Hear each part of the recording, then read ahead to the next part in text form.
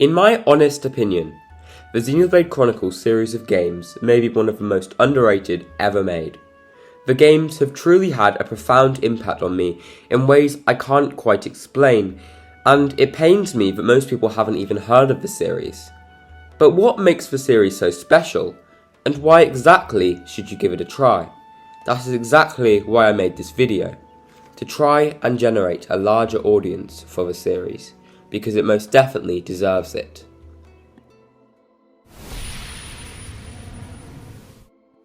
All my life, I've been playing games rather lacking in the story department. Mostly, aside from a lot of Minecraft, I've played simple platformers and open world games like Skyrim. Due to this, I truly had no idea how good the stories in video games could be, with the Chosen One-esque narrative of Skyrim being already incredible to young me. This all changed in late 2017, when I was considering what game to buy.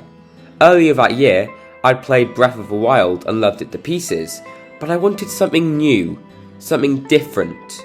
So, for the first time in my life, I took a chance and bought what was a rather niche game in the grand scheme of things, confident that it could never come close to the brilliance of Breath of the Wild. I bought Xenoblade Chronicles 2. Long story short, I was wrong. Within a couple of hours, I found myself completely hooked, and I think the biggest part of that must have been the story. I was absolutely blown away by how captivating and mysterious it was, and I was so incredibly desperate for answers. And so, with that immense lust for knowledge driving me forward, I powered through the game and finally finished the main story in a mere 2 weeks. And this was a 65 to 70 hour long game. In truth, the tale presented was so well written and enjoyable that I found myself yearning to go back to it every time I was away, constantly conjuring theories in my head whenever I had a spare moment. Upon finishing it, I was so blown away by what I had just witnessed that I remember simply staring at the screen and clapping. Being relatively niche when compared to the other games on the Switch, it was my secret masterpiece. After doing some googling, and some looking at the title, I discovered that it was in fact a first game I hadn't played, being exclusive to the Wii. What shocked me even more, however, was the huge amount of people online claiming its story was better than the sequels.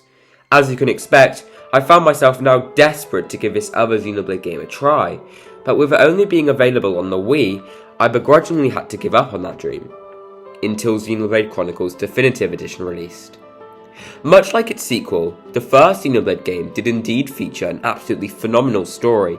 In fact, maybe even better than the one portrayed in Xenoblade 2. Once again, I found myself becoming absolutely ensnared by the story and its characters, being shocked by every one of the numerous plot twists throughout the game. Before going on, I want to give a very brief description of each game's story individually, straying from spoiler territory as much as I can while still giving the important details. In case you are wondering, the games do not need to be played in order to make sense. They are actually two standalone adventures. They are only called in the same series because they have very similar gameplay and story elements. Xenoblade 1, or Definitive Edition, is set in a world upon the backs of two enormous titans, the Bionis and the Mechonis. They are both now lifeless statues, but the legends state that, thousands of years ago, the two fought an incredible battle against each other, with them becoming frozen in stasis after both dealt a devastating hit to the other. You play as Shulk, a young and curious engineer who, just like the player, wants more than anything to discover the secrets to this world. But one day, he finds himself thrust onto an entirely different and much more dangerous path as his life, and that of all humans, are threatened by the Mechon, an emotionless, destructive army of killing machines from the Titan Mechonis, with one simple aim, to destroy all organic life. What's more, he finds himself in possession of the Monado, a mysterious sword able to grant its user visions of the future, as well as being the only weapon capable of damaging the Mechon. With his very future at stake, he must use these new prophetic abilities and the power of the Monado to traverse the lands of the Bionis, coming across like-minded individuals and stopping the battle between the two titans. But, As you dive deeper into this game's story, it will become clear that there is much more to the conflict than merely man versus machine. Plot twists will surprise you around every corner, leaving you second guessing yourself at every step of the way. The outcome will be unlike anything you could have ever expected. Xenoblade 2, on the other hand, takes place in a drastically different world which still retains one key element from the first game's setting: the Titans. Specifically, you play as Rex, a young, carefree salvager who becomes tasked with the goal of saving all life from extinction. So no pressure, right? In this world, named Ulrest, there is no land or islands, with the world being covered in a dense sea of clouds. Instead, to serve as a sort of land for people to live on, there are the Titans, colossal creatures in the shape of whales, turtles and more, which are so large that people have set up vast empires on their bodies. They traverse the Cloud Sea and orbit the World Tree, an enormous structure at the centre of the world. At the top, there is said to be located the heavenly utopia of Elysium, a kingdom so large and plentiful it could house all the denizens of Ulrest. You see, the Titans are dying out, and so the space in which people can live is diminishing more and more by the day. So, when Rex comes across the omnipotent blade Pyra, the Aegis, who tasks him with taking her to this fabled paradise, he has only one goal. One key part of this world and story that I've yet to really mention are the blades. Essentially, these are biological but sentient life forms which serve a purpose of bonding with drivers, who can be humans or various other races. These blades grant their drivers powers which can be used in battles, and so you can imagine Rex's surprise when he comes across Pyra, the Aegis, the most powerful blade. The story may start off admittedly slow, but I can promise that when it gets going it doesn't stop. The final chapters of this game are absolutely mind-blowing in every aspect, with countless revelations occurring which you've come so far to discover. You truly are now devoted to saving this world and protecting its characters who you have grown so close to. Before I go on, I'm aware that I haven't spoken about one of the Xenoblade games, that being Xenoblade Chronicles X. The reason for this is that X is much less story focused than the others, and additionally I also haven't played it, so hurry up Monolith with that switchport already. To sum up the story section of this video, the stories of the Xenoblade games are a big part of what makes them so incredible. In fact, I think they are most likely the biggest reason they are so amazing to me. The stories are, in my opinion, truly some of the best gaming has to offer. The plot holes and awe-striking... Not plot holes, plot twists. Damn it. Okay, I'm just gonna go on, I can't be asterisks. The plot twists and awe-striking moments never stop coming, causing a player to feel a flurry of emotions, be it laughter or sadness.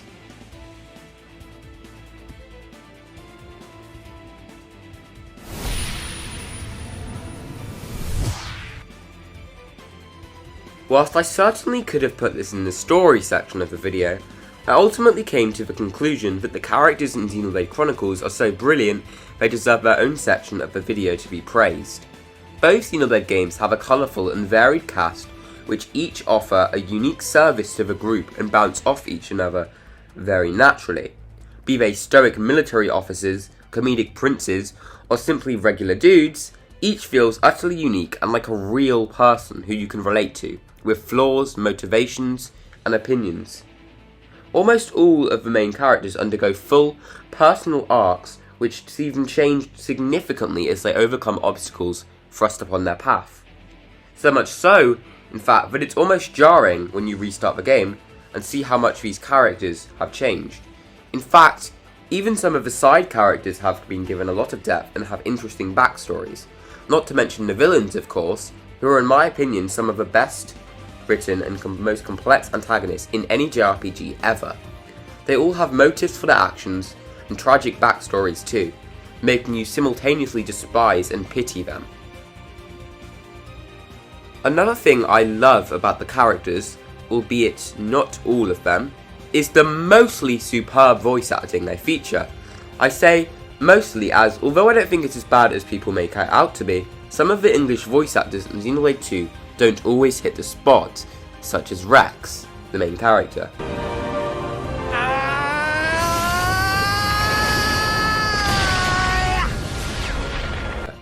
Don't get me wrong, however, the sequel does indeed have standouts, and the weaker characters in the voice acting department drastically improve throughout the course of the game. And as for the first game, well, every character's voice acting is almost flawless, in my opinion. One of the favourites is that of the protagonist, Shulk. His voice actor, Adam Howden, is capable of flawlessly representing a wide array of different emotions, so much so, in fact, that there are several lines by him that gave me chills on my first playthrough. Allow me to play some examples. I'll kill you! Die! No! Atharon! Talk all you want, because those words will be your last! Designs are another big part of what makes a good character. And, for the most part, this holds true in Xenoblade. Again, I say for the most part because, just like the voice acting, I'm not the biggest fan of some of the designs in Xenoblade 2. The main reason for this, although I won't get into it too much here, is the excessive sexualization of many of the female characters. Honestly, while I'm in no way a feminist, I feel that these designs really diminish some of the character traits these people have, and unfortunately turned many people away from the game, seeing it as worthless anime trash. It's as if the producers of the game didn't have enough faith that their creation was good enough to sell well on its own, although it definitely was, and so they gave men something appealing to look at to draw them in. Xenoblade 1, however, suffers this problem to a much lesser extent. Whilst there are indeed some characters sexualized, they are nowhere near as off-putting or apparent, and they aren't in the main party. Anyway though, this isn't a video about sexualization. There's so many other videos on this platform that have covered that already. So instead, let's dive a little bit deeper into the better character designs in the Xenoblade series. What I love is how many of them really reflect their characters' personalities, as well as looking straight up badass. What's more, every character's design feels incredibly unique and distinct, with an incredibly diverse and wide range of colours and artistic styles being used. Here are some of my favourite designs in the game, although I'll leave out the more spoilerific characters.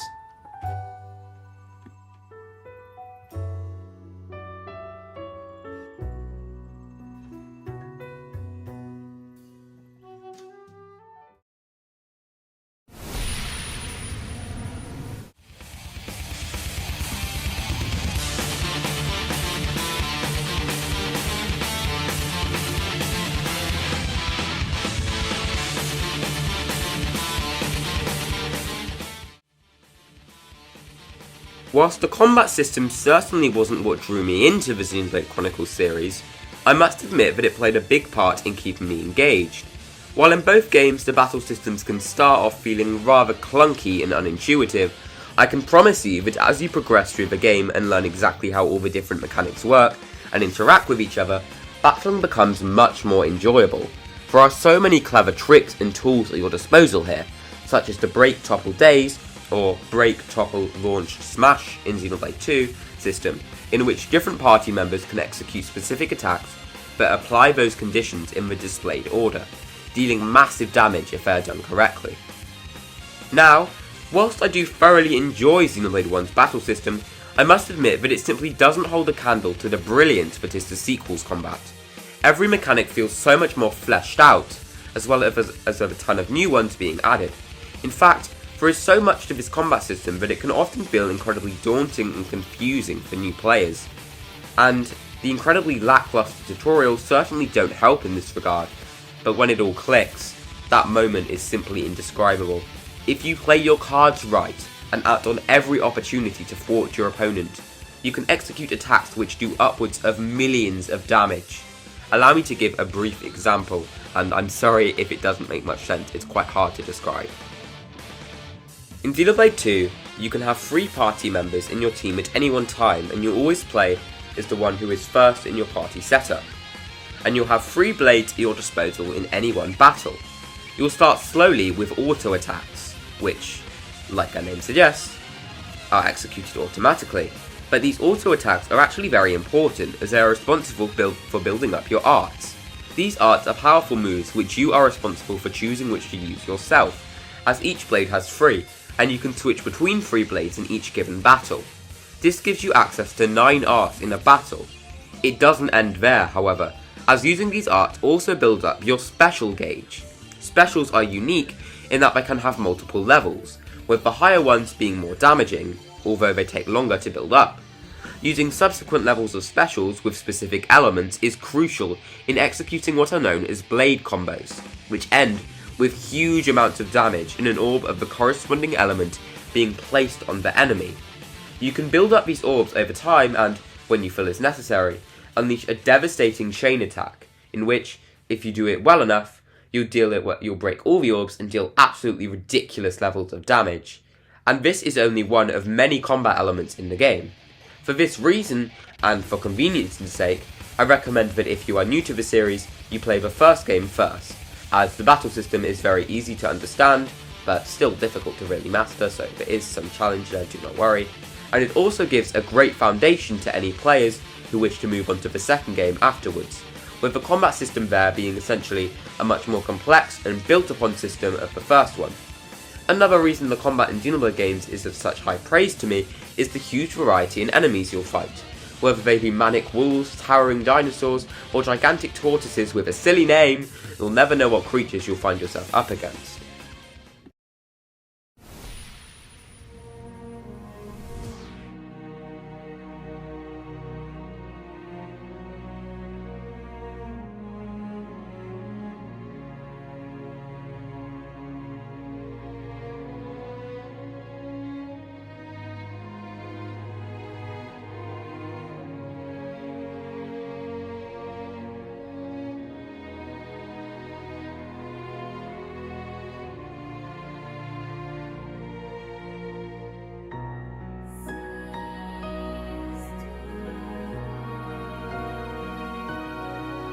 It may surprise you to know that Monolith Soft, the company responsible for the creation of the Xenoblade series, also helped out Nintendo significantly in the development of Breath of the Wild, the first open world entry in the Zelda series.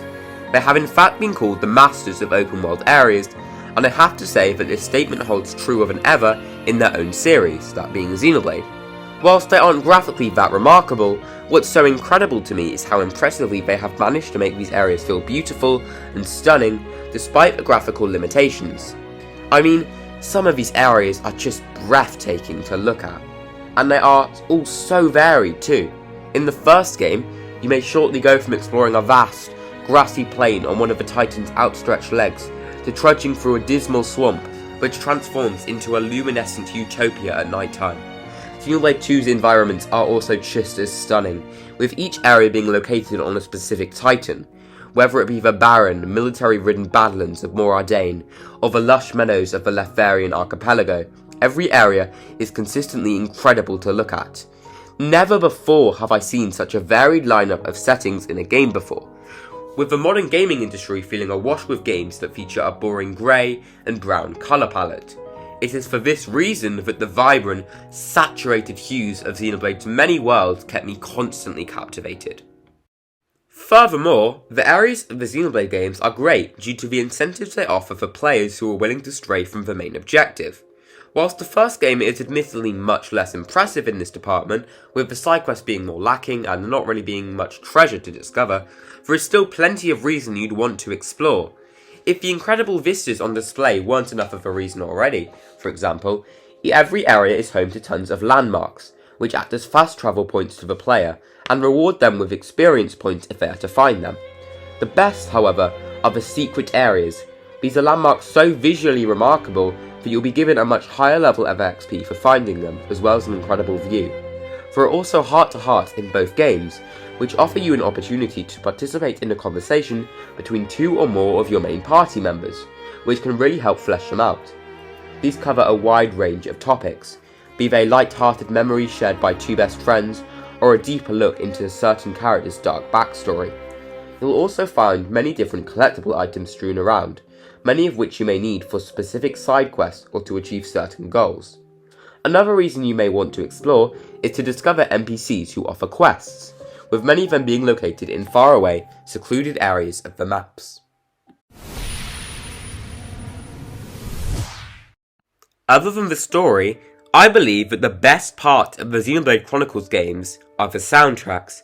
In fact, I would go so far as to say that the soundtracks are so good they may be the best in any game ever made. At least, I've never heard any which could possibly top them. I seriously cannot begin to even explain how amazing the music on display here is, in both games even.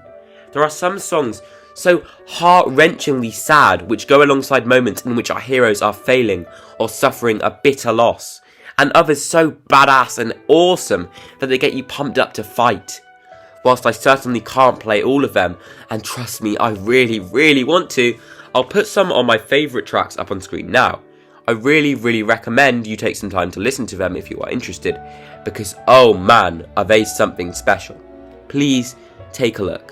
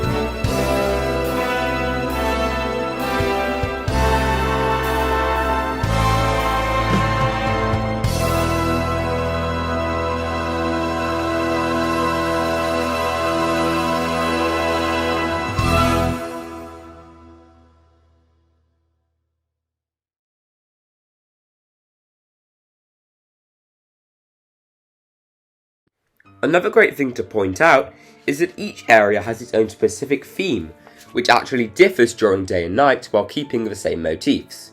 This gives players an incentive to spend more time in these areas exploring and battling. Speaking of battling, the combat themes are masterful as well, pumping you up and making you thrilled to finally best your opponent. I find it absolutely insane that the composers were able to craft such a rich and varied soundtrack. with metal, hardcore battle tracks, emotional tunes, and many others, all played on a variety of instruments, all crammed into the same game, or rather two, I mean. This is on immediate display the first time you boot up either Xenoblade game, with you being immediately greeted with a simultaneously epic and heart-wrenchingly melody that perfectly sums up the adventure you are about to embark on.